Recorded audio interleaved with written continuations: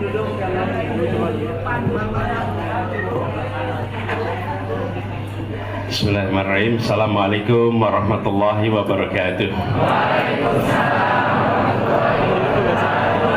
Alhamdulillah. Alhamdulillahilladzi arsala rasulahu bil huda wa dinil haqq liyudhhirahu 'ala dini kullihi wa kafa billahi shahida. Asyhadu an la ilaha illallah wa asyhadu anna Muhammadan abduhu wa rasuluh. Allahumma shalli wa sallim wa barik ala sayyidina Muhammad wa ala alihi wa ashabihi ajmain. Raditu billahi rabba wa bil islami dina wa bil muhammadin nabiyya wa rasulah. Rabbi zidni ilma warzuqni fahma. Amin. Amma ba'du. Yang saya hormati sahabat, teman lama, sekarang memimpin di Institut Madani Nusantara, Prof. Endin Nasruddin. Boleh beri tepuk tangan untuk beliau. Dan seluruh keluarga besar Institut Madani Nusantara serta para alim ulama yang hadir bersama di sini semuanya. Tadi disebutkan Abah Fatah dan seluruh ulama satu-satu yang mohon izin tidak disebutkan, Pak Udin dan Ibu, kemudian juga seluruh sivitas akademika termasuk para mahasiswa. Mana mahasiswanya di sini? Itu mahasiswa dia. Ini bedanya Pak, kalau kiai disebut nggak ada, itu nggak ada. Mahasiswa disebut langsung, gitu. Adik-adik semua, terima kasih Prof. Endin, terima kasih kesempatan untuk silaturahmi. Memang ini kalau sudah perjalanan begini, itu seringkali tantangannya di waktu. Di waktu, tapi kita ingat-ingat, insya Allah ini bukan perjumpaan yang terakhir. Ya, insya Allah ini pembukaan awal. Saya senang setiap kali dengar kata amin gitu. Boleh diaminin. Saya cuma bilang insya Allah bukan perjumpaan yang terakhir kan. Amin. Memang Pak Yai baru kali ini Pak Yai ada amin diaminkan Pak Yai. Nah, biasanya amin titik gitu kan, ini amin amin. Jadi saya senang sekali bisa ketemu di sini dan dalam sebuah dialog yang disebut namanya dialog kebangsaan. Nah, sebelum saya mulai, saya lihat waktu maghrib, ternyata maghribnya tinggal 16 menit. Tinggal 16 menit. Jadi saya akan optimalkan sebelum tiba waktu maghrib, sehingga kita bisa selesai sebelum maghrib. Ini nanti dialog gimana? Ada tanya jawab juga. Tanya jawab juga. Kalau gitu saya lebih pendek lagi bisa, ya, supaya nanti ada kesempatan untuk bertanya. Tapi gini sekalian, teman-teman, adik-adik, karena ini bicara tentang kebangsaan, izinkan saya barangkali berbagi sedikit pandangan tentang kita berbicara tentang bangsa Indonesia. Bangsa ini memiliki keunikan dibandingkan bangsa-bangsa lain di seluruh bentangan dunia. Apa yang menjadi unik? Karena bangsa ini secara usia relatif muda. Nama Indonesianya pun itu belum 160 tahun. Istilah Indonesia. Dan menjadi Indonesia itu adalah sebuah proses yang dilakukan secara sengaja. Menjadi Indonesia itu sengaja. Kenapa saya katakan sengaja? Karena ada anak-anak muda yang kumpul, dan anak-anak muda kumpul ini menyatakan kami menjadi Indonesia. Kita ingat peristiwanya namanya Sumpah Pemuda. Itu Indonesia pertama. Menjadi satu bangsa. Ditandai dengan menggunakan satu bahasa persatuan. Dan satu bahasa persatuan ini adalah bukan bahasa yang penggunanya terbanyak, tapi yang penggunanya bisa membangun perasaan kesetaraan, yaitu bahasa Melayu Kepulauan, yang kemudian kita adopsi menjadi bahasa Indonesia. Bapak Ibu bayangkan, kalau pada waktu itu menjadi utusan Jong Sunda, pulang kampung nih, Jong Java pulang kampung, kira-kira diprotesnya di kampungnya. Kenapa nggak pakai bahasa Sunda? Kenapa tidak pakai bahasa Jawa? Jangan bayangkan hari ini, tahun itu. Diperlukan kemauan untuk meletakkan kepentingan bersama di atas aspirasi masing-masing kelompok. Itu dahsyat tuh Bapak Ibu. Dan ketemu bahasa Indonesia. Hari ini, kita semua menganggap bahasa Indonesia itu sebagai sesuatu yang normal. Saya kebetulan tugas di Jakarta. Saya baca sejarah di Jakarta. Pak Yai, Pasar Senen itu Pak Yai, ketika tahun 30-an, itu banyak kios apa? Kursus bahasa. Bahasa apa? Bahasa Indonesia. Indonesia. Seseorang disebut Indonesia bila dia bisa berbicara bahasa Indonesia. Tapi sebelum dia berbicara bahasa Indonesia, dia tidak bisa disebut sebagai orang Indonesia. Berbondong-bondong dari seluruh negeri ke Jakarta, dan namanya negeri Jakarta. Belajar apa? Bahasa Indonesia supaya jadi Indonesia. Tapi sekalian, itu tidak ditemukan di tempat lain. Etnis tetap, suku tetap, tapi dengan berbicara bahasa Indonesia kita punya perasaan satu bangsa. Hari ini parlemen kita, DPR, pemerintahan, kalau ada pertemuan tidak perlu penerjemah, Bapak Ibu. Bapak Ibu datang ke Uni Eropa, itu menyebut dirinya satu negara sekarang, namanya Uni Eropa. Apa bahasa resminya Uni Eropa? Ini mahasiswa ditanyain, apa bahasa resminya Uni Eropa? Inggris. Inggris sudah keluar dari Uni Eropa. Brexit itu udah keluar. Apa bahasa resminya di sana? Bapak Ibu, bahasa Prancis tidak diterima oleh Jerman, bahasa Jerman tidak diterima Prancis, bahasa Swiss. Bahasa resmi di Uni Eropa ada 23 bahasa. Itu artinya apa? Kalau mereka rapat semua pakai headphone, dengerin satu sama lain, dan itu artinya apa?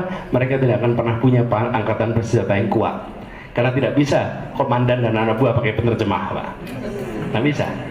Saya ingin sampaikan, penemuan bahasa bersama itu kunci yang dahsyat. Lalu menjadi Indonesia bukan sebuah cukup apa? Menjadi Indonesia ini bukan sebuah percampuran, tapi menjadi Indonesia adalah sebuah persenyawaan. Apa bedanya campuran dan persenyawaan? Yang mahasiswa harusnya tahu nih. Apa bedanya percampuran dan persenyawaan? Betul. Ya, disebut sebagai persenyawaan bila unsur-unsur yang ada melebur membentuk unsur yang baru. Bila tidak membentuk unsur baru, namanya campuran. Persenyawaan. Apa yang terjadi di Indonesia? Indonesia ini suku Sunda, Jawa, Batak, Minang, Manado berinteraksi membentuk entitas baru namanya Indonesia. Apakah Indonesia Sunda? Bukan. Apakah Indonesia Batak? Bukan. Apakah dalam Indonesia ada Sunda? Ada. Apa dalam Indonesia ada Batak? Ada. Seperti air, Bapak Ibu. Air itu hasil persenyawaan antara apa? Hidrogen dan oksigen. Rumusnya apa kalau rumus kimianya air? Jangan CO2. H2O. H2O, ada hidrogen, ada oksigen. Bapak Ibu perhatikan, air itu apakah air hidrogen? Bukan. Apakah air oksigen? Bukan. Air itu ada hidrogennya, ada oksigennya, tapi air bukan hidrogen, air bukan oksigen. Itu unsur baru. Nah, inilah kehebatan bangsa Indonesia. Tidak ada bangsa lain di dunia yang ketika membentuk entitas baru, entitas awalnya masih ada. Hidrogennya masih ada, oksigennya masih ada, Sundanya masih ada, Jawanya. Dan ketika berbicara bahasa Indonesia, ketika berbicara bahasa Sunda, dia tidak kehilangan keindonesiaannya. Betul tidak? Ketika bicara bahasa Batak, dia tidak kehilangan keindonesiaannya. Dan ketika berbicara bahasa Indonesia, dia tidak kehilangan kesundaannya. Tadi ketika Kang Endin bicara dalam bahasa Indonesia, tidak ada yang menganggapnya dia bukan lagi Sunda. Enggak, dia tetap Sunda. Dan ketika dia berbicara dalam bahasa Sunda, tidak ada orang etnis lain yang bilang, dia udah nggak lagi Indonesia. Tidak. Di situ dahsyatnya menjadi Indonesia. Karena itu saya usul, ini sudah menjadi namanya entitas baru. Jangan ketika sudah jadi entitas baru, yang dibicarain justru entitas pembentuknya. Ngobrolinnya hidrogennya aja, ngobrolinnya oksigennya aja. Yang ditonjolkan unsur pembentuknya. Akhir-akhir ini kita tanpa sadar sering membicarakan unsur pembentuknya dan tidak membicarakan unsur yang terjadinya. Betul tidak? Apa yang kita bilang? Kebinekaan. Bineka itu pembentuknya. Betul tidak? Yang unik dari kalimat Bhinneka Tunggal Ika apa? Kata penting dari kalimat itu apa? Apa kata terpenting? Ika. Artinya apa Ika? Bukan. Ika itu bukan satu. Yang disebut satu itu tunggal. Bineka itu beragam, tunggal itu satu, terus ika apa? Bukan. Ika itu bahasa Sanskerta yang artinya iki, iku, kui, iku, menunjuk kepada kata tunggal. Beragam yang satu itu, ditegaskan, beragam yang satu itu. Jadi bukan bineka tunggal. Bineka tunggal ika. Nih ikanya tuh tunggalnya nih satu. Nah kita yang harus kita tonjolkan apa? Ini dari kalimat itu, kata tunggalnya, karena kita sudah bersenyawa menjadi Indonesia. Ada yang menggaungkannya malah binekanya, seakan-akan unsur pembentuknya yang terpenting. Bapak Ibu sekalian, jangan dipotong. Bineka Tunggal Ika, kata kuncinya adalah tunggal, karena ini hasil persenyawaan. Jadi dalam kesempatan ini saya ingin sampaikan, yuk kita jaga republik ini. Bagaimana menjaga persatuan ini? Persatuan dijaga dengan keadilan. Kalau Bapak Ibu bisa memberi contoh ada persatuan dalam ketimpangan, saya pengen lihat Bapak Ibu. Ada nggak contoh persatuan dalam ketimpangan? Persatuan dalam ketidakadilan? Ada. Karena itulah kenapa kita bicara tentang keadilan. Bicara keadilan karena kita ingin persatuan Indonesia terjaga. Terjaganya lewat apa? Hadirnya rasa keadilan. Ini saya bisa terusin, tapi nanti kepanjangan, nggak ada dialog. Nah, jadi sekarang saya izinkan buat teman-teman yang mau bertanya, nanti kita dialog sebentar, karena waktunya udah mepet. Yuk, silakan. Ya, kalau nggak keburu azan nanti. Oke. Pak Dr. Kun dulu nih, perwakilan dosen. Silakan Pak Kun. Siap-siap mahasiswa. Ya. Langsung dijawab Pak Anies atau gimana? Apa pertanyaannya? 10 kalau bisa. 10. Kita lihat dulu. Kalau boleh pada bolas. Silakan. Adik-adik, tidak ada pertanyaan yang salah, tidak ada pertanyaan yang bodoh, tidak ada pertanyaan yang keliru. Yang ada pertanyaan yang pendek atau panjang. Nah, Anda harus pertanyaannya pendek. Silakan Pak Kun. Silakan Mas. Nanti. Silakan. Assalamualaikum warahmatullahi wabarakatuh. Perempuan kita yang sudah 30 tahun. Ismail. Alhamdulillah. Pertanyaannya adalah ini dulu. Ya. Bicara mengenai Bineka Tunggal Ika itu sebetulnya di Sutasoma pun tidak berdiri sendiri, tapi itu harus didahului oleh Tanhana dan Makroa. Berarti ada kebenaran yang kedua. Singkat cerita di sini dalam konteks kebangsaan dan juga Prof. Anies akan maju menjadi presiden. Yang tidak menduanya itu apa? Selain keadilan, karena keadilan itu efek samping dari yang tidak mendua ini. Kalau berdasarkan kuliah di kampus, saya selalu menekankan ketidakmenduaan itu adalah keesaan kita terhadap Allah SWT, dan itu adalah ketidakmaterian. Artinya selama bangsa kita masih selalu dengan pertumbuhan materi, maka yang tadi ditunjukkan Bineka Tunggal Ika pun nampaknya tidak akan bisa terwujud cepat. Terima kasih. Ya, terima kasih Pak.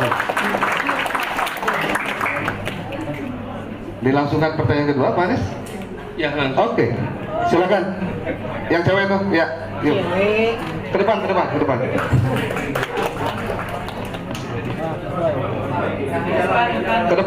sini ke depan.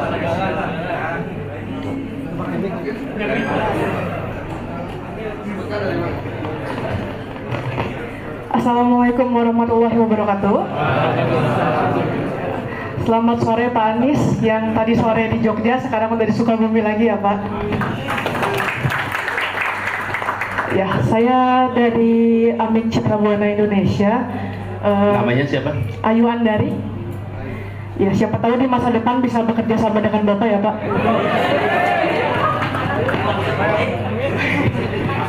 Ya, karena saya anak muda Gen Z zaman sekarang dan Bapak selalu mengedepankan untuk kebebasan mengemukakan pendapat. Jadi saya ingin bertanya kepada Bapak, di tengah-tengah banyaknya orang yang memberi rapot merah pada kinerja Bapak ketika menjadi Gubernur DKI Jakarta, kenapa Bapak masih ingin mencalonkan untuk memimpin Indonesia? Apa motivasi Bapak, landasan Bapak yang membuat Bapak percaya bahwa Bapak bisa menjadi pemimpin untuk Indonesia yang dari Sabang sampai Merauke, bukan hanya Jakarta, bukan hanya Pulau Jawa, Pak? Terima kasih, Pak. Oke, yang ketiga, nih saya kasih kesempatan dulu buat yang dari EMN nih. Belum nih. Oke, ini aja dulu nih. Perempuan. Assalamualaikum warahmatullahi wabarakatuh. Selamat sore Bapak Anies. Perkenalkan, saya Febi Azara Melaningrum. Saya dari Institut Madani Nusantara. Panggilannya? Febi. Baik, saya karena temanya mempersiapkan generasi muda menuju Indonesia emas, karena saya dari Fakultas Tarbiyah, saya ingin mempertanyakan kepada Bapak Anies, bagaimana ke depannya ketika Bapak nanti memimpin, bagaimana solusinya kepada guru-guru honorer yang gajinya sedikit. Dan menurut penelitian ada data mengatakan bahwa guru honorer itu 45% itu terlibat dengan pinjol. Bagaimana Bapak akan menyelesaikannya? Terima kasih.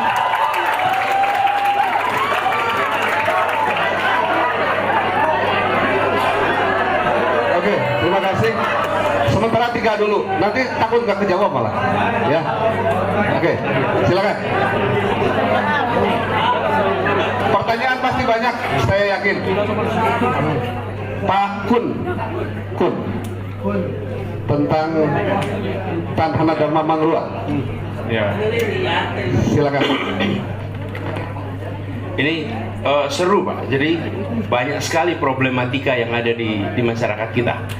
Kalau apa yang pernah saya rasakan ketika kami mulai bertugas di Jakarta, problem yang ada di masyarakat yang muncul ke permukaan tidak selalu problem yang paling mendasar di masyarakat. Saya beri contoh. Di Jakarta, ketika bicara tentang problematika, maka umumnya masyarakat akan bilang banjir. Betul ya? Tapi itu adalah problem yang ada di dalam percakapan umum. Begitu sampai kepada masyarakat kebanyakan, maka problematika yang dasar di Jakarta itu adalah air, dalam artian kebutuhan air minum, tapi tidak pernah trending topik dan tidak pernah dibicarakan di sosmed. Jadi saya usul kepada teman-teman semua, terutama teman-teman mahasiswa, browsinglah problem masyarakat di kenyataan, bukan di dunia maya. Ketika Anda browsing di masyarakat, maka Anda ketemu problematika yang senyatanya dirasakan masyarakat. Ketika saya tugas sebagai gubernur, tiap hari yang saya cek bukan soal berapa tempat yang banjir. Banjir itu masalah nomor 7, nomor 8 di Jakarta, secara urutan. Yang nomor 1 saya cek tiap hari adalah harga pangan di Jakarta. Karena 99% kebutuhan pangan Jakarta dikirimnya dari luar. Gubernur itu malah dipikirinnya harga pasar. Nggak ada trending topik harga beras di Jakarta, nggak ada trending harga minyak, nggak ada harga cabai merah, nggak ada.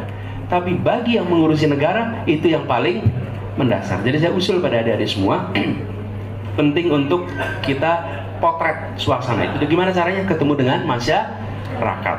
Browsing di sini Anda akan ketemu trending topik, tapi belum tentu trending topik itu adalah tema yang paling penting. Nah, Pak Gun, menarik Pak, ini soal apa? Bukan soal apa yang menjadi ketidakmenduaan. Jadi ini adalah satu diskurs yang menurut saya di Republik ini harus lebih sering diungkapkan. Lebih sering, Pak. Mengapa? Supaya kita punya kesadaran bahwa yang disebut sebagai persatuan itu bukan datangnya tiba-tiba. Itu yang saya katakan tadi, direncanakan, dibahas terus-menerus. Kalau dibahas terus-menerus, kita punya kesadaran. Saya beri contoh, Pak. Bapak-bapak, terutama yang sudah lebih senior, sering mengatakan zaman Orde Baru itu ada arahnya karena ada GBHN. Betul kan? Saya tanya, berapa di antara kita yang pada baca GBHN? Nggak pada baca, Bapak Ibu. Nggak baca. Terus kenapa kita bisa bilang ada arahnya? Karena di dalam pidato, di dalam pembicaraan terus-menerus disebut berdasarkan GBHN. Kita kemudian punya perasaan, punya arah nih. Kalau kita diingatkan tiap Jumat nih, ittaqullaha haqqa tuqatih wa la tamutunna illa wa antum muslimun. Kemudian kita akan ingat terus nih takwa diingetin terus nih. Diingetin. Nah, ini percakapan tentang Bhinneka Tunggal Ika ini. Percakapan tentang persatuan harus terus-menerus digaungkan. Dan kita dalam persoalan ini akan ketemu perdebatan. Akan ada yang punya pandangan A, pandangan B. Tapi itu akan mengedepankan pentingnya konsep persatuan yang memiliki dasar filosofis. Dan benar, seperti disampaikan Pak Kun, salah satunya adalah karena bangsa kita memilih untuk tetap menempatkan religiusitas sebagai dasar pondasi paling dasar. Dan itu yang membuat mengapa kita semua bisa bersama-sama, karena kita tahu bahwa kemerdekaan itu bukan hasil perjuangan, tapi atas berkat rahmat Allah yang Maha Kuasa. Itu kalimat itu penting. Makasih Pak Kun. Yang kedua, soal Ayu Anda dari tadi. Banyak yang beri rapot merah pada Anda. Kenapa tetap maju? Begini, ini juga termasuk trending topik. Bisa di trending topikkan, bisa digaungkan. Karena itu saya mengusulkan ketika menilai, bukan dari menilai apa yang dikatakan di sosmed. Ketika menilai begini, apa yang dijanjikan dan apa yang terlaksana. Disitulah penilaian yang paling objektif. Loh, dulu janji apa? Terlaksananya apa? Nah, sekarang saya kasih contohnya. Partai Nasdem adalah partai pendukungnya Pak Basuki Cahayapurnama, bukan pendukungnya Anies Baswedan. Dan Partai Nasdem adalah partai termasuk Metro TV mengkritik terus DKI Jakarta. Betul tidak? Betul. Lalu apa yang terjadi? Partai Nasdem kemudian mereview, bener nggak sih yang diomongin orang-orang ini? Ketika mereka melihat sendiri, melihat faktanya, melihat itu, justru dia menjadi partai pertama yang mengatakan kami mendukung Gubernur DKI Jakarta. Loh, kalau yang dukung Anies pertama kali PKS, ya memang PKS dari dulu mendukung. Betul tidak? Loh, ini adalah mereka yang terus-menerus mengkritik sampai pada akhirnya, Bung, berhentilah ngomong soal fiksi ini. Saya pengen lihat faktanya. Tunjukin faktanya. Lihat apa yang terjadi di Jakarta, apa yang dijanjikan di Jakarta, apa yang muncul di Jakarta. Ternyata banyak yang tidak dijanjikan malah dilaksanakan di Jakarta. Okay? Jadi kemudian ketika tadi ditanya kenapa saya tidak pernah mengajukan diri, mana Ayu tadi? Ayu, saya tidak pernah mengajukan diri. Ayu, saya lagi tengah-tengah bertugas, dipanggil Anies, kami menugaskan Anda menjadi calon presiden. Bukan saya datang ke Nasdem, ke PKS, saya mau jadi calon, bukan. Dan ketika itu dikatakan, saya bilang izinkan saya untuk memikirkan tentang tugas ini. Apa yang saya kerjakan? Tanya sama ibu lah. Kalau ibu saya ridho, saya jalanin. Kalau ibu saya tidak ridho, saya tidak akan jalanin. Sesimpel itu. Jadi saya kemudian bilang, kalau Partai Nasdem yang dulunya tidak mendukung malah jadi pendukung pertama, dan akibat mendukung Anies, apa yang terjadi pada Nasdem? Harus saya ceritakan di sini. Udah tahu semua kan? Apa yang terjadi coba? Dia mengalami tekanan A, B, C, D. Benar tidak? Kisi-kisinya aja Pak. Biasa. Udahlah, kisi-kisi online ada semua. Ya. Apa yang terjadi? Tantangannya luar biasa. Nasdem menghadapi tantangan. Kenapa? Karena dia memilih untuk mendukung Anies. Kalau Nasdem mau relax, Pak Surya Paloh usia 72 tahun Pak. Kalau beliau mau relax saja, tinggal ikut aja, nggak akan mengalami tekanan seperti sekarang ini. Beliau apa yang dia katakan? Dan dia bilang kepada saya, Bung Anies, kita ingin Indonesia yang lebih baik. Kita ingin Indonesia yang nantinya kita bisa berdiri dengan bangga. Saya minta Anda untuk menjadi yang di depan di dalam melakukan perubahan untuk Indonesia. Okay? Dan saya bilang ini sebuah kepercayaan, sebuah amanah. Dan tantangannya besar sekali. Jadi Ayu, ketika dikatakan, misalnya ini saya katakan bahwa ini air minum, tapi kalau ada 1000 orang mengatakan ini adalah air keras, maka terbentuklah persepsi ini adalah air keras. Gimana cara membantahnya? Saya bikin trending topik juga air minum. Bukan. Cara membantahnya cukup sederhana. Buka tutupnya, minum airnya. Oke? Begitu diminum dan sehat, makanya ini bukan air keras. Sama. Anies Baswedan dikasih raport merah di trending topikan. Tidak usah dijawab pernyataan dengan pernyataan. Jawab dengan kenyataan. Soal guru honorer, ini dua hal yang berbeda. Satu soal pinjol, satu soal guru honorer. Ya. Dua hal yang berbeda ini. Ya. Oh, di sini juga banyak para kena pinjol barangkali. Jadi yang soal guru honorer itu tentu harus diselesaikan. Bagaimana mungkin kita menitipkan anak-anak kita untuk bisa terdidik dengan baik ketika negara tidak memikirkan kesejahteraan pendidiknya. Oke? Penting itu. Harus dibereskan itu. Dan itu dibereskannya semuanya. Artinya soal kepegawaian, yang tidak kalah penting juga soal kompetensi. Memastikan, karena kita mau nitipin anak-anak kita. Jadi satu soal kepegawaian, yang kedua soal pinjol. Pinjol ini masalah soalnya. Kenapa sih pinjol ini terjadi? Pinjol ini muncul nomor satu karena proses pinjam uang untuk kebutuhan permodalan melalui perbankan dan sistem keuangan kita rumit sekali. Karena rumit, akhirnya yang kecil kena kepada urusan pinjol. Tapi kalau kita bisa mengubah itu, membuat yang kecil dapat akses pendanaan. Tadi pagi saya ketemu para petani, ditemanin Pak Slamet. Tadi sini nggak Pak Slamet deh? Nggak ada. Tadi saya di tempatnya Pak Udin ya, Pak Slamet itu. Itu ada simpan pinjam yang mereka gunakan, dan dia ceritakan bahwa tingkat ketidakbayarannya nol. Dan Bapak Ibu lihat, kalau Bapak Ibu lihat BMT itu banyak sekali yang melakukan simpan pinjam. Tingkat ketidakbayaran itu sangat rendah. Ini yang harus kita dorong. Jangan biarkan pinjol-pinjol ini yang kemudian merajalela. Justru kita harus tumbuhkan seperti BMT, koperasi simpan pinjam, yang kemudian mereka apalagi tanpa bunga, yang membuat kecil-kecil itu mendapatkan akses keuangan. Jadi pinjol ini nantinya harus diatur, Pak, dan kita buat supaya mereka, ini udah diingetin semuanya nih, Pak, waktunya udah habis nih. Nanti sebenarnya bukan soal di sini ya, kasihan yang nunggu yang berikutnya nih ya. Jadi kira-kira begitu ya jawabannya. Baik, yang terakhir sebelum diakhiri, saya ingin sampaikan kepada adik-adik semua yang pada mahasiswa. Ini tip untuk mahasiswa, bukan untuk bapak-bapaknya, bukan bapak ibu, mahasiswa. Anda selama kuliah manfaatkan untuk pengembangan diri dalam arti yang sesungguhnya. Masa kuliah adalah periode yang Anda tidak bisa ulang, tidak bisa diulang. Di sini tolong saya pesan, aktif dalam kelas dan aktif luar kelas. Aktiflah di luar kelas, apapun itu. Apapun itu. Paduan suara pun penting. Ya? Jadi jangan apapun itu. Tapi pesan saya, yang kedua, Anda sedang jadi mahasiswa nih. Kalau Anda tanya pada diri sendiri, apakah saya sedang dalam rute yang tepat atau tidak? Saya sebagai mahasiswa. Maka cari satu indikator yang paling sederhana. Kalau saya boleh usul indikatornya, Anda waktunya longgar atau Anda waktunya sibuk?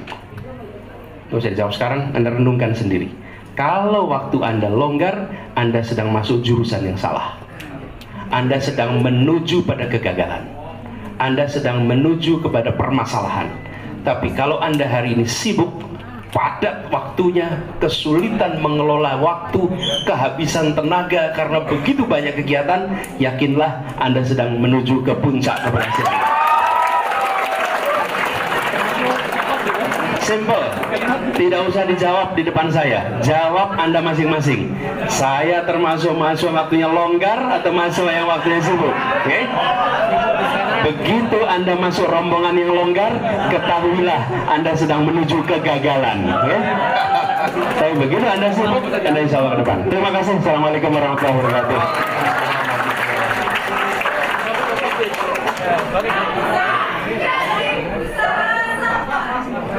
Ya, iya. Silakan Pak Aris.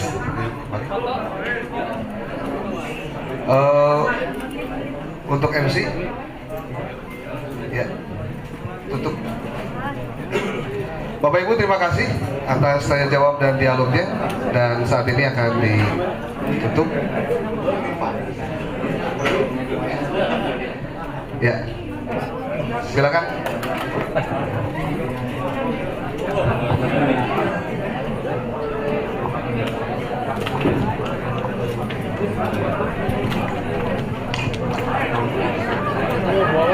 Pembacaan doa oleh yang terhormat Bapak Dr. Andes Ade Saifur Rahman MPDI dipersilakan.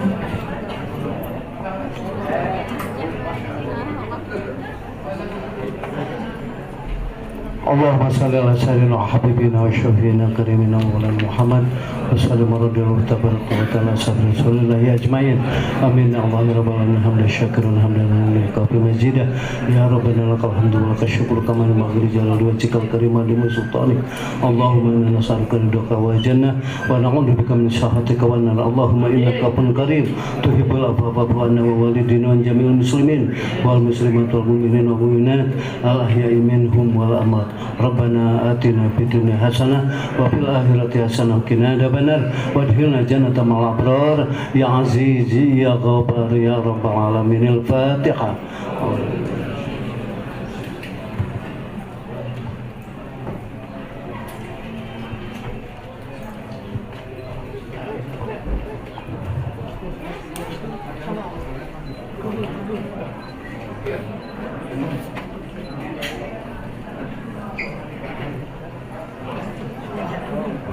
Demikian acara dialog kebangsaan dengan tema mempersiapkan generasi muda menuju Indonesia Emas. Terima kasih atas perhatiannya. Mohon maaf bila ada kekurangan. Billahi taufiq wal hidayah. Wassalamualaikum warahmatullahi wabarakatuh.